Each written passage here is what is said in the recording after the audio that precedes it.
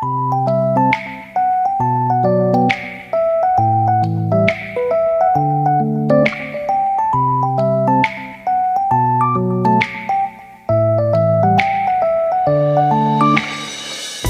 guys!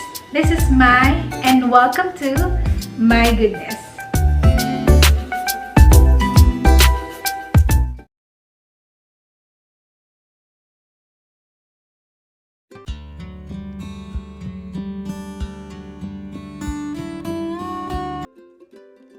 Alright, so ito na guys, gagawa tayo ng Korean egg drop sandwich. Ito yung parati kong ginagawa dito sa bahay. Wala namang masyadong special sa paggawa o sa mga recipe.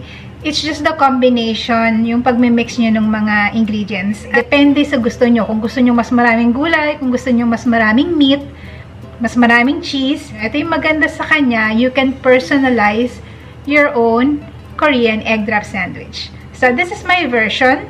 Una nating gagawin, lulutuin muna natin yung egg at saka yung ham. So, gagamit ako ng ham for today. Yung iba, pwede kayong gumamit ng bacon. Okay, so simulan na natin lutuin yung ating egg. Mag-spray lang ako ng konting oil.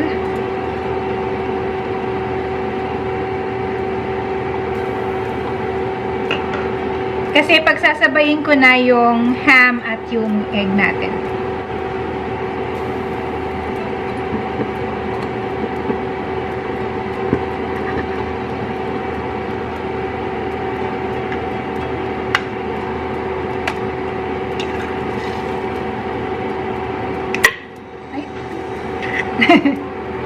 That happens.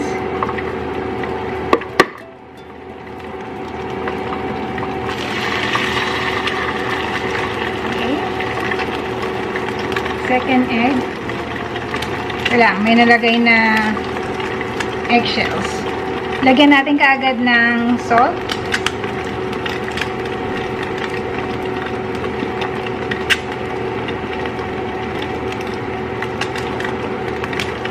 And then, lutuin ko na rin yung ham dito sa side.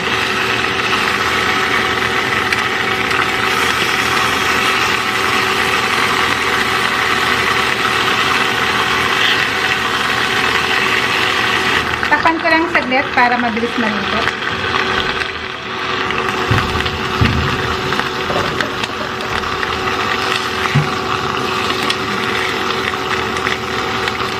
Ito talaga ako magluto. Sinasabay ko yung egg dun sa ham. So, depende sa inyo.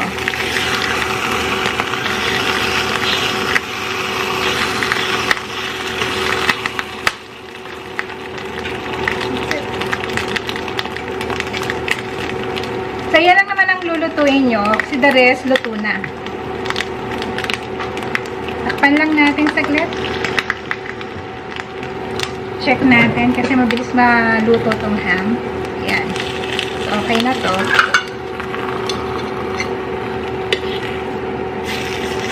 Technically, luto naman na to kasi I'm using sweet ham. Okay na yan.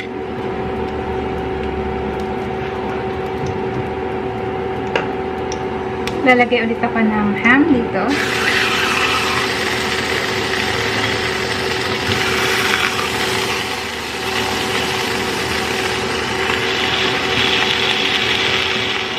Lang natin.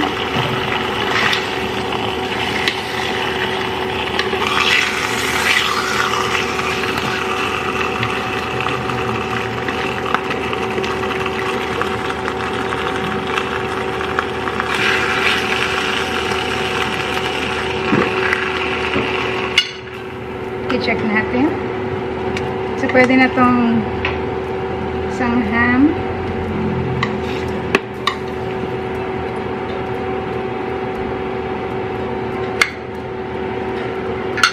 Then, hanguin na natin tong egg. So, ganito yung gusto kong pagkakaluto ng egg.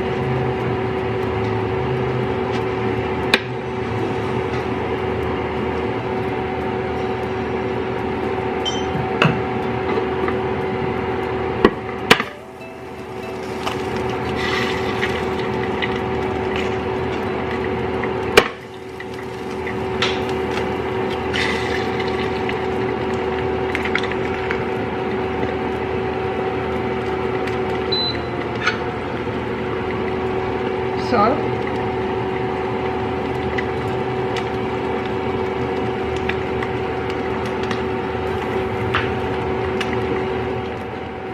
Okay, so pwede na.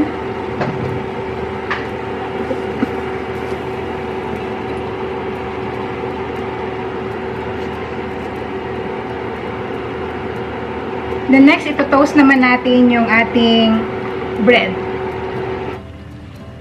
Okay, so sa Korean sandwich, laging tino-toast yung bread sa butter.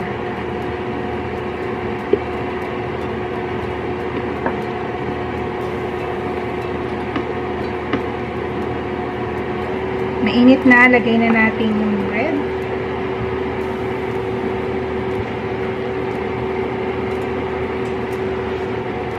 Toast lang natin.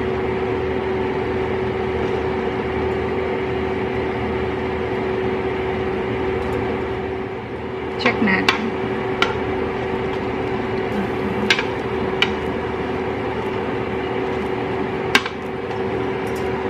Lalagay ulit ako ng butter.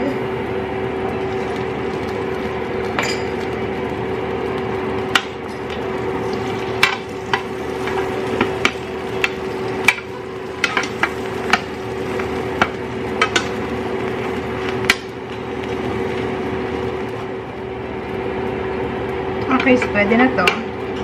Yan.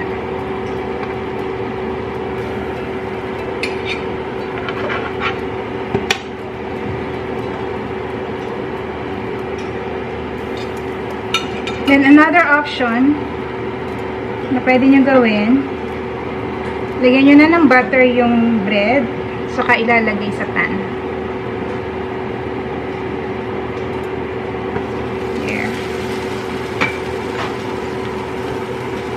Lagyan nyo rin yung kabilang side.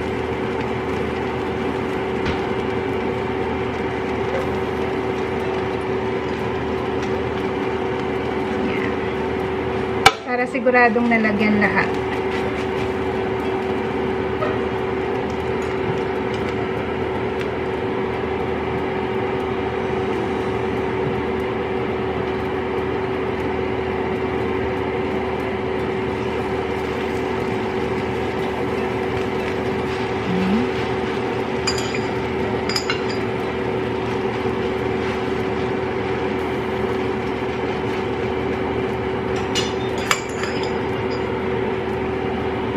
And then, lutuin nyo lang hanggang lightly brown or golden brown yung magkabilang side. Okay, so check natin. This is the last batch. Yan, okay na.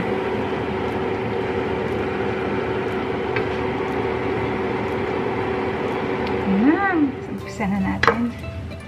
Ganda ng pagka-brown. I'm using a Japanese mayo. Pwede naman kahit anong mayo, guys. Wala namang problema.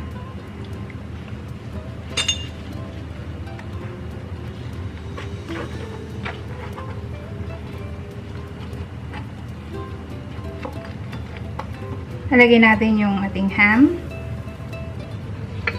Then yung ating cheese.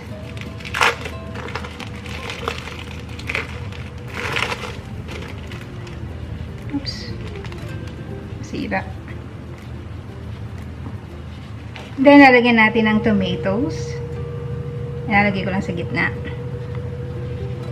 Then yung ating egg. Make sure yung egg yolk nasa center. Lalagyan natin siya ng lettuce.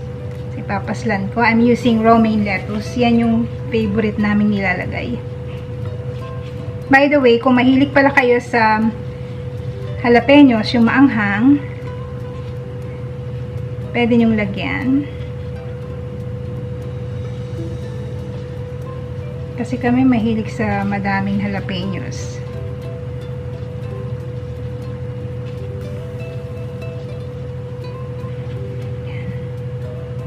And then ito, ating lettuce. Then, pwede kayo maglagay ng mustard. Kasi yung husband ko mahilig sa mustard. Pwede rin namang wala. Pwede rin kayo maglagay ng pipino o cucumber. And then this one, May jalapeno na kami, pero meron pang hot sauce. Sarap siya eh. Add ketchup kung gusto nyo.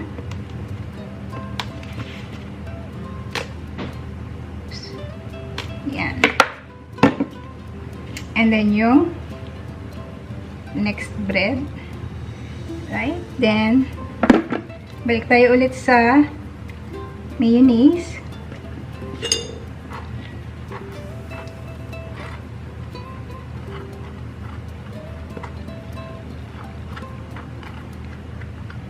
Yung isa nito guys, sobrang busog na kayo. Then, add tayo ng ham. Yung ating cheese.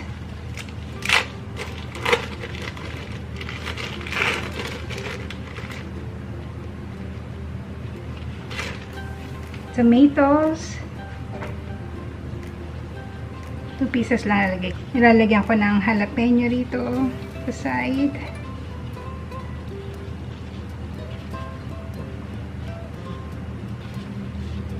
Ayan. Then, yung another egg.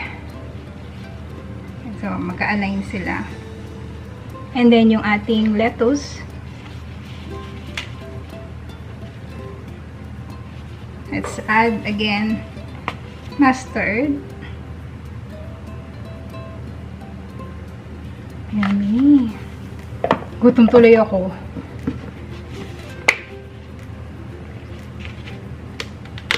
Ketchup. Oops. Paubos na yung ketchup ko. Then, yung ating hot sauce. Our favorite. Sabi ng anak ko, binili daw niya to sa Jamaican. Yung nagbebenta ng Jamaican patty. That's it. Alright. Then, guys, pwede kayong gumamit ng parchment paper. So, ihulman nyo lang, depende sa laki ng sandwich nyo. Ako, ang gamit ko ngayon ay pambalot ito ng rice. Yung mga individual rice. Ganyan lang naman ang pagbalot niyan. Para kayo nagbabalot ng gift. Yan. Pwede rin kayong gumamit ng scotch tape, guys. Para mailak nyo.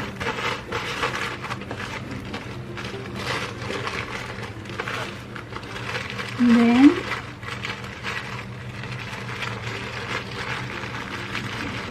parang gift lang. Yan. Magamit ako ng scotch tape. Para hindi ako nahihirapan. Lalo na kung ibebenta nyo, kailangan ganyan. Nalagyan nyo talaga ng scotch tape.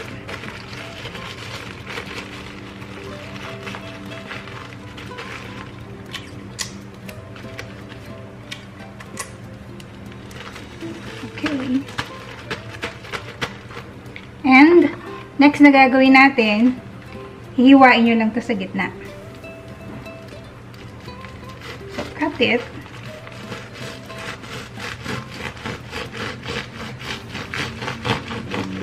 Huwag nyo lang ito todo hanggang ilalim. Kailangan maiwan yung isang paper sa ilalim.